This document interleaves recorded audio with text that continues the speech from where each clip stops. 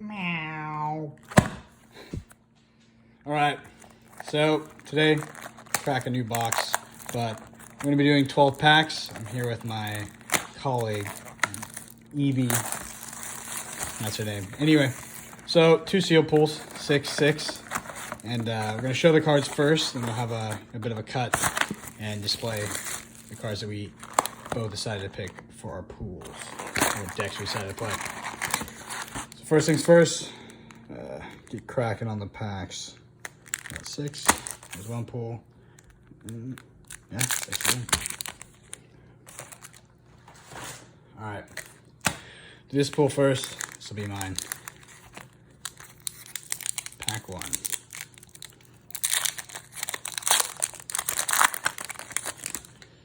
Alright, token, razor, red, removable, slog, scour, gauntlet. Alright, our rare is breakneck battery with raging beatdown. So 2, oh actually 3. 3 brute rares there. A guardian, waking bellow. I know some of you guys might not be familiar with the game too much yet because it's pretty new, but we'll leave kind of dwelling on the cards for another video. So we'll go through this decently quickly and kind of show you what we build out of it in terms of sealed. All right, decent brute pool so far, I guess, and on to pack 2.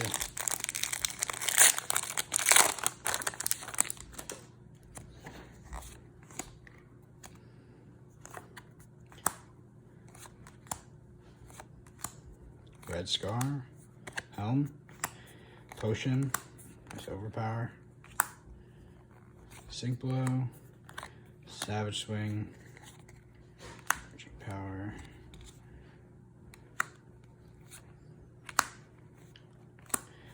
so yeah, so far we've done, between us and kind of at the store, probably, I don't know, 7 to 10 seals, and yeah, I think the general sentiment between us is, say, Brute, Warrior, and Guardian are playable. Maybe Guardian being the most consistent out of those.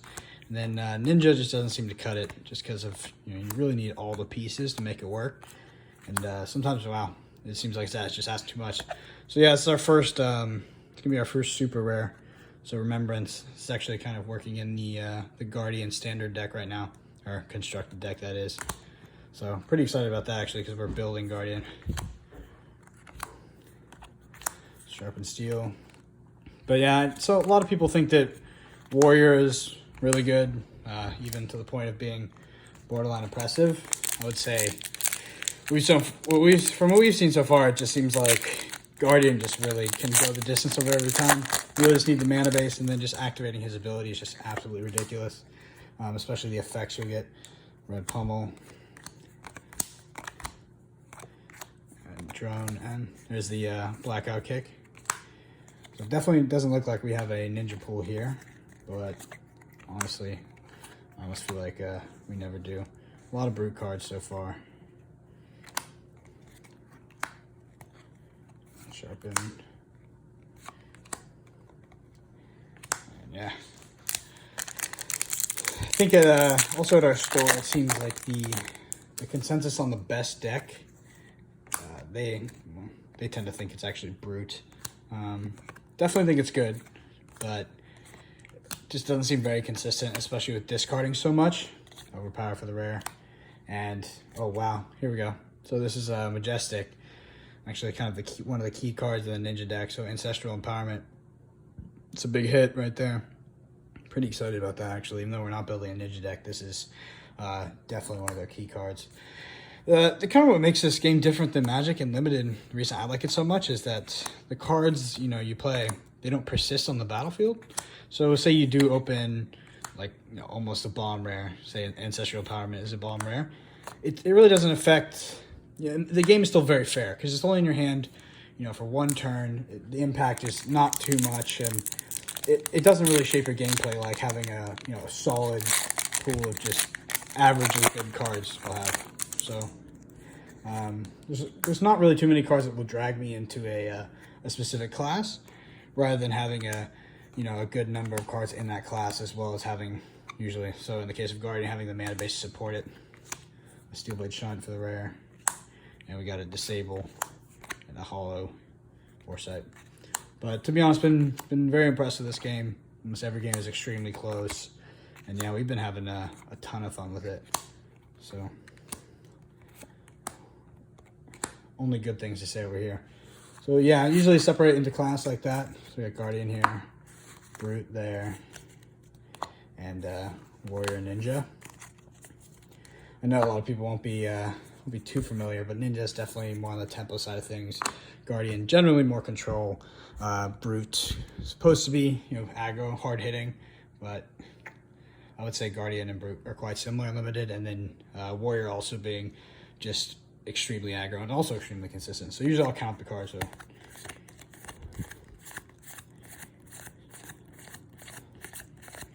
we got 15 Brute cards. That's actually quite a bit.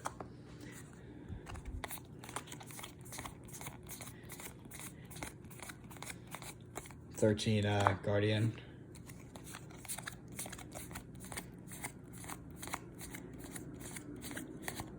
14 Warrior. And the I like a lot of Stroke of Foresights. It seems pretty decent. Not too many good red sharpened steels I saw, but definitely consider Warrior at this point.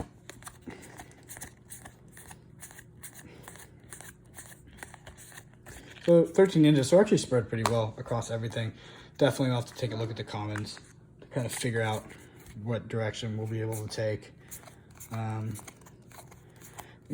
of the big one for me in terms of Guardian, the commons I look for is Slogism. Really love that card, especially in Brute as well. And Pummels, and yeah, so Pummel only goes on kind of your two-handed weapons, so it doesn't work for Warrior or Ninja, but work for Guardian and Brute, I believe. So those are kind of your weapon combat tricks there. By the way, I don't know how you guys feel about Potions Limited, but I hate them. I think they're terrible. Only bad experiences. This card is fantastic, by the way. And there's your Razor Reflex, kind of your Ninja / Warrior weapon combat trick. And probably also a big factor here is actually the equipment. These Snapdragon Scalers are pretty good in Ninja and can do decent, I guess, in Warrior. This, of course, is fantastic in Ninja. The scales, then we got legs. Helm, fantastic in Guardian, and then Goliath Gauntlet, fantastic in Guardian. Brute generally, but also can fit into your Warrior deck as well. Anyway, that's the pool. We'll kind of cut back later and show what we decided to build from it. And we'll show the second pool after this. All right, so I'm back to open Evie's pool. She's actually here with me to watch this. See what kind of bombs she's gonna pull here. So what's been your experience so far? What do you think of the game compared to Magic? I guess to kind of give everybody else an idea. Well, I think when the game first came out, when we were first playing it, I didn't think too much of it. Honestly, I thought it was kind of just another game. I didn't think it was very complex, but as we've gotten more and more into it, I definitely think there's a lot more complexity and a lot more to the game than just first meets the eye. Yeah, absolutely. Like she said, I mean, it seems like the more we play it, the more complex it is, which is really surprising. I mean, whenever a TCG works out, like, it genuinely surprises me. Like, it's incredibly balanced right now. We haven't gotten too much into constructed, but the limited is just incredibly balanced. And maybe Ninja doesn't make it, but we'll have to see, to be honest.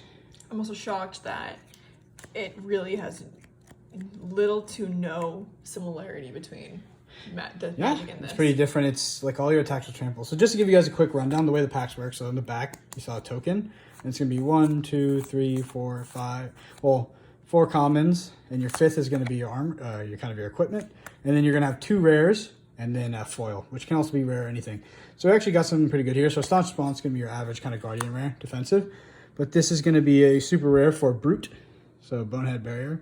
It's actually a pretty nice pull there. Definitely happy about that. Like I said, I mean, Evie, what do you think? Like in terms of bombs, like how do you think the concept of bombs exists in this game? I mean, I definitely think there's cards that when they're played in a turn are just going to dominate that turn. There's very little you can do against it. Like, I mean, especially like in the Guardian with Dominate and you hit, what is it, Crippling Crush? Yeah. 11 damage, discard 2 cards. Is it discard 2 cards? Yeah, I mean, that was, that's majestic. But I still think that's like a bomb. It's a bomb, but like, I mean, like you said, it only persists for one turn. The thing about Guardian is you can't block with your whole hand if I do something ridiculous like that to you. But in other cases, you could block with your whole hand, and then you just kind of restart next turn. But yeah, I mean, there's definitely cards that are influential, but they don't really run away with the game. I would say if anything's going to run away with the game, it's going to be the equipment. If you get one of the legendary equipments, they're extremely uncommon. I think it's 1 in every 4 boxes.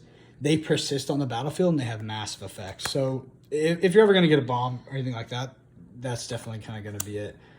So yeah, pretty average rares here, which is honestly no big deal because, like, I mean, like we're trying to get to in this point, like the rares are not what takes you into a class.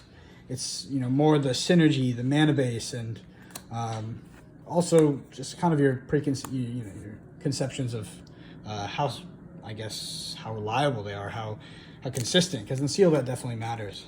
So moving on to the 4th pack. I mean, so quickly looking at this, Evie, what you being drawn anywhere, or what are your initial thoughts? I mean, personally, I think Guardian and Warrior are kind of always the safe classes to go into. You typically get enough cards for them. There's very low chance that you'll underperform, especially with like a Red Razor Reflex. That's a good Warrior card. So typically safe ones to go into. I'd personally like to start going into Ninja more.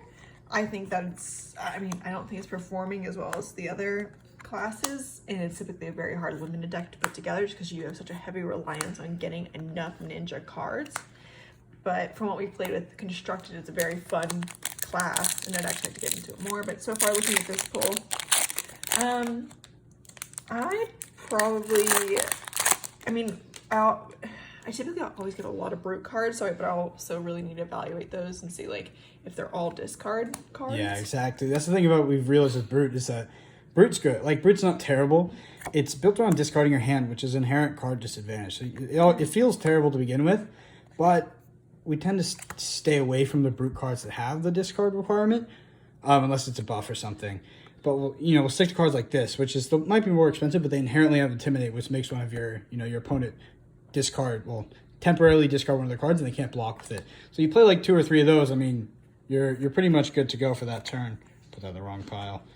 Yeah, so Smash Instinct, Pack Hunt, Awakening Bellow, 2 good Brute cards that don't require you to discard. So typically if I have a good amount of those that are red, that's typically head towards Brute. If I get a good amount of Razor Reflexes, then Warrior's typically safe. With Guardian, it's kind of just having a balance and also having enough. The mana. Yeah, having enough. It's all about the mana. It's like mana. It's just because the Guardian's kind of standard ability, the Dominate ability, is just so strong and limited that you really only need to be playing that 1 card a turn. Other than that, you pitch for his ability, and then if you do get that 1 card off, you generally, if they don't have a defense reaction, you're guaranteed at least 3 or 4 damage in, and there will be repercussions of 4 damage or more coming in as well, which is just it's nuts, to be honest. Oh, here we go. So this is Hurricane Technique is going to be a Ninja Super. Honestly, like I said, it wouldn't draw in a Ninja, but just in general, kind of the way the rarities work are, you got your commons. I don't think there's uncommons, and there's rares. Those 2 that we mentioned, there's guaranteed to be rares, and then Super and Majestic. So the way I understand Super, I don't know how many Supers are in a box. It's probably it's got to be around 4, but I know for Majestics, so like that Ancestral Empowerment that we pulled earlier, that's going to be 2 in every box, I think, on average, not guaranteed. But yeah, it's definitely been a good experience so far. We're pretty into it, and we're excited for the tournament coming up near us for a 10K. So kind of looking at this, I know it went quickly and you were kind of on the side and talking, but do you see anything immediately that might be drawing you in? I'm actually really curious about the ninjas that we just pulled. I mean, whenever I even look at Ninja, because I always try to play it, you get some cards, I kind of put together the combos and see how they're coming together, and if I have enough to justify at least 2 or 3 of each type. The electric one typically is only 2 cards. The leg tap one is what, a 3-card combo? I mean, it depends how deep you want to go in the combo. Yeah. I don't know how like relevant it is getting all the combo off, but you have 15 ninja cards here, which is it's a pretty deep, but it's all about the combos. So you need the right amount of depth, and that's essentially. But the thing that's really good about ninja is that I think his weapons are incredibly underrated, especially in the late game. They're almost each represent represent lethal attacks themselves. So. Especially because they have also go against. It's only like 2 attacks that you can force your opponent to sacrifice 2 cards from their hand on. 14 warrior cards as well. Oh, I also count how many reds are in him. Yeah.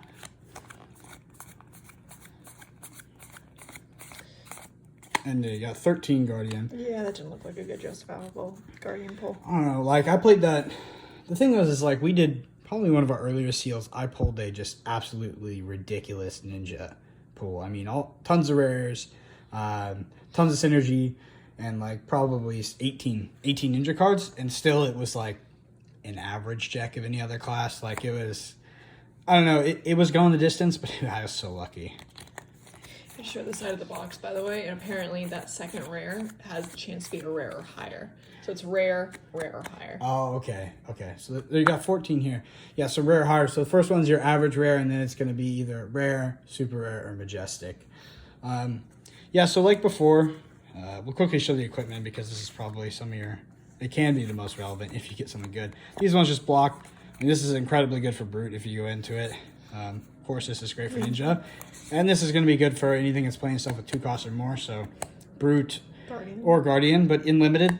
Also Warrior potentially because you're playing a lot of your common cards. I found that's been good with Brute especially because the same idea with its own. Stops you from pitching. Yeah, you don't have to pitch because then if you have to discard, it's one less card coming out of your hand. Yeah, absolutely, and I totally agree. So we're gonna kind of put our heads down and work on our sealed pools individually, and we'll come back with what we come up with. All right, so for me, I actually ended up going with Guardian, which is pretty interesting, but considering that I had the least amount of cards in that class, but. The main reason I did is actually going to be this. So I have a decent amount of Guardian cards, but my mana base really supports his ability here. You have to pitch 2 and you gain Dominate. So they can only block with 1 card from their hand. I'll do a little deck tech after, but just trying to show the mana curve that I have. It's kind of weird how to lay things out in this game because everything has to be kind of cross-referenced with pitching and the cost being on the same card. But to go in the equipment, Helmly Isle Peak, fantastic. Guardian only. Goliath Gauntlet, also fantastic. And then just a general Iron Root legs. So to kind of get into this, do a quick little deck tech and just kind of pick out what stands out here. So, always love like having a few Guardian hard-hitting reds like that. Big Astonishpon's great defense reaction. You can pay more for it, but generally doesn't come out too much for me. Snowball Confidence, fantastic. Brutality, that card's actually really good and limited because it goes back into your deck. If you block with it or you attack with it, pretty much anything, cycles right back in your deck. Red Scar, always good from behind. Pummel, again. Slogism, see, I had a lot of Slogisms and not Nimblisms. I wouldn't say that just always brings me into a Guardian or a Brute, but it's definitely a big motivator because +6 is pretty nuts. I actually think this card's pretty underrated too. Having Dominate without having to activate his ability, really like it. So yellows are going to be pretty average. Disables a rare. Can be really good if it gets in for more than 4, taking away their arsenal if they have one up. Unmovable, always a great defense reaction. Scour, just kind of filler, but gives go again. And, lets you draw a card if it comes from arsenal, so it's great. This is probably the best card in my deck, actually. Remembrance. It's a super, so you can't really ever, bank on getting it. But shuffling 3 action cards from your graveyard in your deck and limited is just fantastic, to say the least, especially when you might get into the late game, per se. So, big fan of this card. Pummels, and then when it gets to the blues, these are really just my mana base, and honestly having a lot of these in Guardian is really what makes it feel good to me. 2 blue Sync Blows. This card is fantastic. I would always recommend playing it at any color. It lets you cycle a card, or not cycle, but put a card from your deck in the bottom of your library and draw. Like I said, it's cycling. So yeah, pretty great here. Also defense reaction. And then my blues are really just going to be mana base after that. So nothing too crazy there. But, main reason I went with this is consistency. So I expect this deck to be extremely consistent. So I'll pause it here and we'll hop over to do a little deck tech for EB. All right, so here with Evie's deck, and she decided to go with Ninja. So actually pretty surprising. I think this might be the first time you're playing Ninja Unlimited. Yeah, I kind of, after talking about it through the poll, I kind of decided I really wanted to try it, and I felt like I had enough base to support it.